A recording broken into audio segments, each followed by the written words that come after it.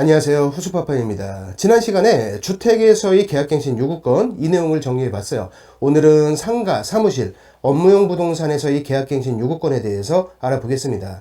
자, 지난 시간 영상을 보신 분들은 요거 이제 기억나실 거예요. 주택과 상가에서 임차인의 임대차 기간을 보호하는 방법은 약간 다릅니다.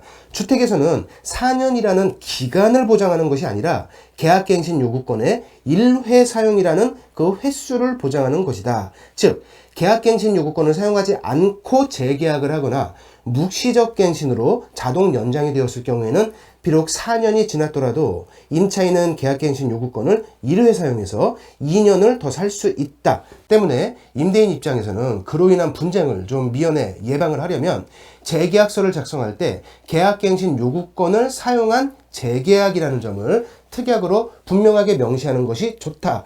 지난 시간에 살펴본 내용 중 일부였고요. 상임법은 좀 다르죠. 총 10년의 기간을 보장해 줍니다. 이 부분이 달라요. 그럼 임차인은 계약갱신 요구를 어떻게 해야 하느냐? 임대차 계약이 끝나기 6개월에서 1개월 전까지 임대인에게 요구하면 됩니다. 주택에서는 2개월 전까지인데 상가에서는 1개월 전까지예요. 아무 말 없이 이 기간이 지나가면 어떻게 되죠? 같은 조건으로 묵시적 갱신이 되죠.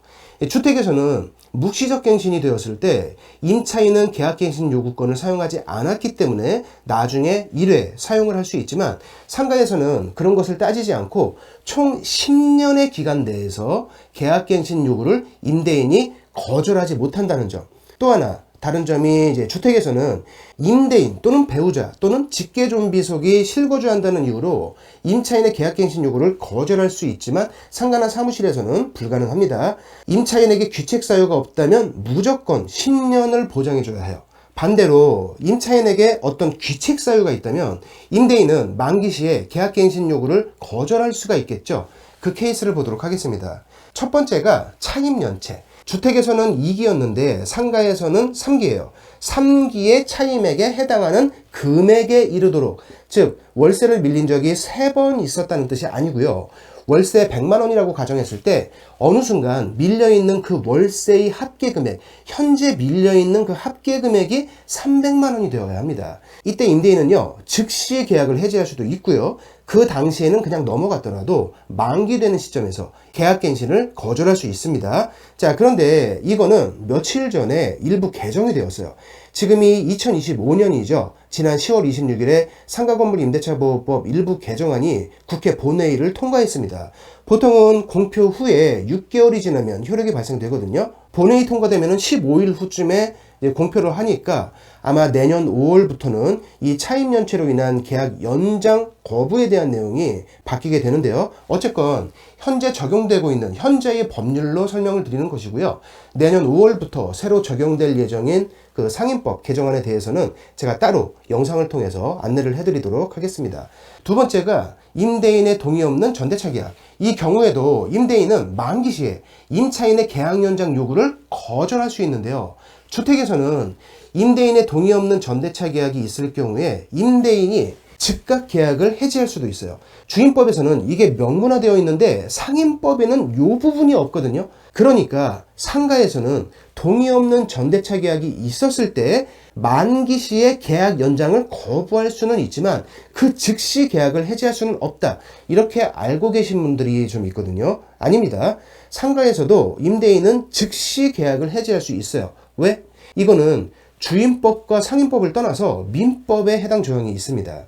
임대인의 동의 없는 전대차 계약이 있을 경우 임대인은 그 즉시 계약을 해지할 수도 있고 당시에는 그냥 넘어갔더라도 만기 시점에서 계약 연장을 거부할 수 있다. 세 번째는 고의 또는 중과실로 인한 파손. 상가나 사무실은 인테리어가 필수적으로 들어가죠. 그런데 그 과정에서 임대인의 동의 없이 어떤 시설물을 파손했다거나 내력벽을 철거했다거나 이런 상황들이 발생되었을 경우에 임대인은 계약 연장을 거부할 수 있습니다. 네 번째는 재건축. 그런데 주택과 마찬가지로 임대차 계약서를 작성할 당시에 미리 고지가 되어 있는 상태였어야 해요. 언제 어떻게 재건축을 할 예정이기 때문에 그 시점 이후부터는 계약 연장이 불가능하다. 이렇게 계약 시에 미리 고지한 상태일 경우에만 가능하고요. 미리 고지가 없었더라도 멸실 같은 것으로 인해서 안전사고의 우려가 있다거나 다른 법령에 의한 경우, 예를 들면 지역 재개발이 있겠죠. 이런 경우에는 임대인도 어쩔 수가 없는 상황이기 때문에 미리 고지되지 않았더라도 이때에는 계약 연장을 거부할 수 있습니다.